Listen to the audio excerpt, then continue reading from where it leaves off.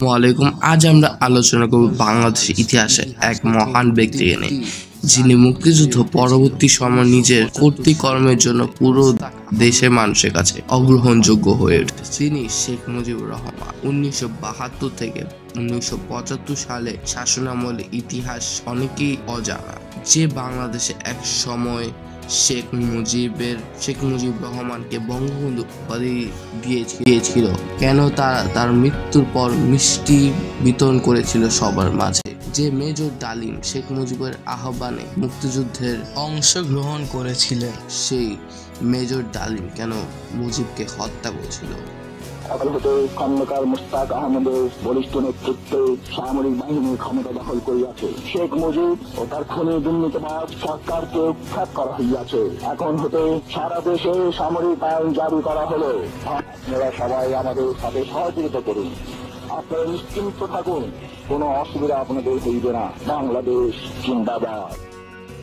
1972 থেকে 1975 সালে পর্যন্ত শেখ মুজিবুর রহমান কিভাবে বাংলাদেশ ইতিহাস প্রথম দীপ্তি জালিম হয়ে উঠেছিল।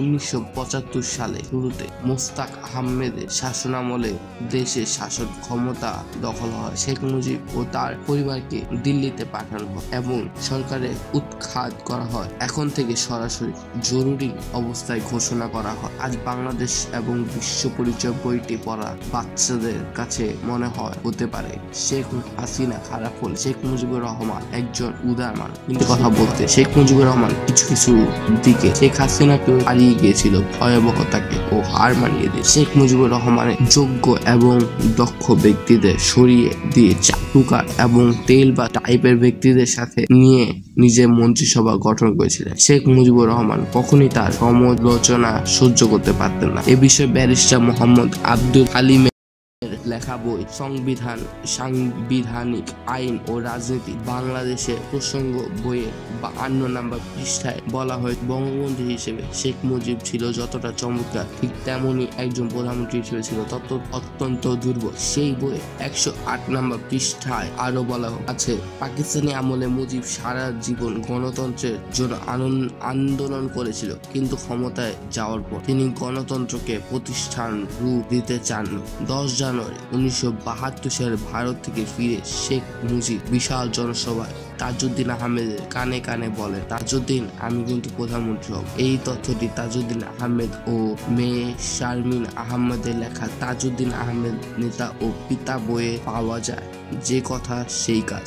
মুজিবনগর সরকারের অস্থায়ী সংবিধান বাতিল করে 11 তারিখ নতুন সংবিধান আইন জারি করার পর 12 তারিখে তাজউদ্দিন আহমেদকে সরিয়ে দিয়ে শেখ মুজিবুর রহমান হয়ে যান বাংলাদেশের প্রধানমন্ত্রী। তার ঠিক 22 দিন পর সৈয়দ নজরুল ইসলামের রাষ্ট্রপতি পদ থেকে সরিয়ে শেখ মুজিব তার পছন্দের বিচারপতি আবু সাঈদ চৌধুরীকে রাষ্ট্রপতি হিসেবে ঘোষণা করেন। পরে আবার মোহাম্মদ উল্লাহকে বাংলাদেশের রাষ্ট্রপতি হিসেবে ঘোষণা করা হয়। তবে এই দুজন রাষ্ট্রপতির একজনকেও শেখ মুজিব বিন্দু মাত্র পাত্তা দিতেন না। সত্যি বলতে সে সময় শেখ মুজিবুর রহমান তার ক্যাবিনেট মন্ত্রীদের মধ্যে সম্পর্ক ছিল অনেকটা প্রভুত্বের। সে সময় শেখ মুজিবুর বিরুদ্ধে কেউ কথা বললে তার সংসদ পদ বাতিল করার জন্য শেখ মুজিবুর রহমান একটি ভয়ঙ্কর আইন পাশ করেন, যার নাম গণপরিষদ সদস্য পদ বাতিল আদেশ, 23 তারিখ 1972 সাল। এই আইনটির মাধ্যমে শেখ মুজিবুর রহমান তার সকল প্রতিদ্বন্দ্বীকে সংসদ থেকে বিতাড়িত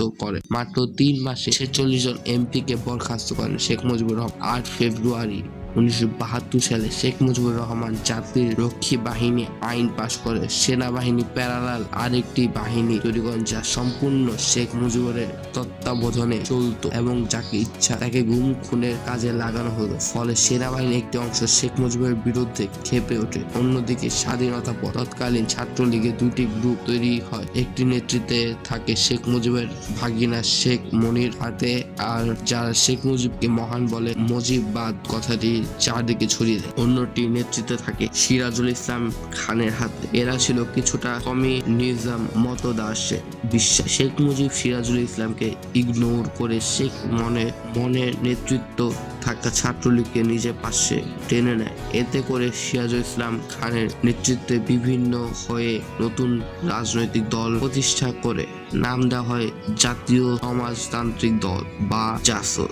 স্বাধীন বাংলাদেশ তৈরি হওয়া প্রথম রাজনৈতিক দল 1973 সালে শেখ মুজিবের বিরুদ্ধে প্রথম যে রাজনৈতিক দলটি নির্বাচনে মাঠে নেমেছিল সেটি ছিল এই জাসদ। কিন্তু এই নির্বাচনে কিছু জায়গায় নেতা কর্মীদের দড়ি দিয়ে বেঁধে রাখা হয় যাতে তারা নির্বাচন অংশগ্রহণ করতে না পারে। কি অদ্ভুত! 1970 সালে পাকিস্তান আমলে অন্তত নিরপেক্ষ নির্বাচন হয়েছিল, কিন্তু শেখ মুজিবের আমলে তা হলো না। এই নির্বাচনের মাধ্যমে ভোট ডাকাতির সূচনা করে আওয়ামী লীগ। 1973 সালে নির্বাচন যখন বেতার এবং টিভিতে ফলাফল ঘোষণা করা হচ্ছিল, আওয়ামী লীগ যখন দেখলো তাদের অনেক প্রথমেই সিটের নেতা পরাজিত হচ্ছিল, তখন আওয়ামী লীগের মধ্যে আতঙ্ক কাজ করা শুরু করে। তারা মিডিয়া কুয়েত আশ্রয় নেয়, অর্থাৎ ফলাফল ঘোষণা বন্ধ করে দেয়। আওয়ামী লীগের কিছু নেতাকে জিতানোর জন্য সেখানকার ব্যালট বক্স ছিনিয়ে নিয়ে হেলিকপ্টার নিয়ে নতুন ব্যালট বক্স রেখে আসা হয়। এভাবে জাসদের অনেক নেতাকে জোর করে পরাজিত করা হয়। তাদের মধ্যে একজন ছিল বীর মুক্তিযোদ্ধা অলি হাদ। উল্লেখযোগ্য, অলি হাদের মেয়ে হচ্ছেন ব্যারিস্টার রুমিন ফারহানা। এছাড়া এই নির্বাচন নিয়ে জাসদের উত্থান পতনের অস্থির সময় রাজনীতি বইতে লেখক মহিউদ্দিন আহমেদের বিস্ফোরণের মন্তব্য করেন। তথ্যটি হলো, সে সময় খোলা আসনে শেখ মুজিবের শক্তিশালী প্রতিদ্বন্দ্বী হিসেবে নির্বাচনে অংশগ্রহণ নিতে চায় জাসদের নেতা ডাক্তার আজহারউদ্দিন। যে কারণে ডাক্তার আজহারউদ্দিনকে নির্বাচনে মনোনয়ন পত্র জমা দেওয়ার সময় গুম করে নিয়ে যাওয়া হয় শেখ মুজিবের নির্দেশে। এভাবে ওই আসনে বিনা প্রতিদ্বন্দ্বিতায় শেখ মুজিব জয়লাভ করে। কে কার থেকে এই শিক্ষাগুলো নিয়ে তা নিশ্চয়ই আপনাদের বোঝা বাকি নেই। সে সময় আওয়ামী লীগের নেতারা প্রচন্ড বেপরোয়া হয়ে লুটপাট করতে। তাদের এমন লুটপাটের জন্য 1974 সালে ভয়ঙ্কর দুর্ভিক্ষ দেখা দেয়। বাংলাদেশ যদিও আওয়ামী লীগে বরাবর দাবি করে কিউবার পক্ষ নেওয়ার জন্য আমেরিকা বাংলাদেশ খাদ্যপণ্য আসতে দেন, কিন্তু নোবেল বিজয়ী অমর্ত্য সেন তার বইতে লিখেছেন ওই সময় খাদ্যের অভাবে বাংলাদেশ দুর্ভিক্ষ হয়নি, হয়েছিল মুজিব বাহিনীর লুটপাটের জন্য। 1971 সালে বাংলাদেশে কোটির সংখ্যা ছিল মাত্র কয়েকজন, কিন্তু 1975 সালের মধ্যে সেই সংখ্যা বেড়ে দাঁড়ায় 5 লাখ। কোটিপতিরা প্রত্যেকে অন্যের জায়গা জমি জোর করে দখল করে বিশাল অঙ্কের অর্থবিত্তের মালিক হয়ে যায়। এতে করে জনগণের মধ্যে বড় অঙ্কের আর্থিক বৈষম্য তৈরি হয়, যার ফলে 1974 সালে হিসেবে এই দুর্ভিক্ষে প্রায় 30,000 মানুষ মারা যায়, কিন্তু বেসরকারি হিসেবে সংখ্যাটি লাখের উপর ছিল। আসলে শেখ মুজিবুর রহমানের শাসনকালে দুর্ভিক্ষের পেছনে কি শুধু খাদ্যের অভাব ছিল, নাকি তার তৈরি করা বাহিনীগুলোর ব্যাপক লুটপাট? এই কারণে হতে পারে যে এক সময় বঙ্গবন্ধু শেখ মুজিবুর রহমানকে মানুষ জালিম উপাধি দিয়েছিল। শেখ মুজিবের মৃত্যু পরবর্তী বাংলাদেশ গণতন্ত্র ও মানুষের স্বাধীনতার উপর যেসব কঠিন প্রশ্ন ওঠে তার উত্তর এখানেই নিহিত। আজকে আলোচনা এখানেই শেষ নয়, বরং এখান থেকে শুরু। শেখ মুজিবুর রহমানকে আমরা কিভাবে মূল্যায়ন করব? একজন আদর্শ নেতা হিসেবে, একজন ব্যর্থ স্বৈরশাসক? 15 আগস্টের ঘটনা নিয়ে আমাদের মূল্যায়ন কি হবে এটি ভেবে দেখার বিষয়, কিন্তু নিশ্চিতভাবে একটি স্বাধীন দেশ ব্যক্তি তার মতামত প্রকাশের স্বাধীনতা থাকা উচিত। আমরা শেখ মুজিবুর রহমানের চরিত্র এবং শাসনামল নিয়ে আরো বিশদে আলোচনা করব পরবর্তী পর্বে। আপনারা আমাদের সাথেই থাকুন। ভিডিওটি ভালো লাগলে লাইক করুন। আর আমি স্পেশাল থ্যাঙ্কস বলতে চাই এই ছাত্রদের, যার কারণে আমরা স্বাধীনতাভাবে কিছু বলতে পারি, এখন ভিডিও বানাতে। আল্লাহ হাফেজ। আমার শরীর খুবই খারাপ এবং আমার ঠান্ডা লাগার জন্য আপনাদের ভয়েসটা শুনতে একটু খারাপ লাগতে পারে, তো প্লিজ অ্যাডজাস্ট করুন। আসসালামু আলাইকুম। আল্লাহ হাফেজ।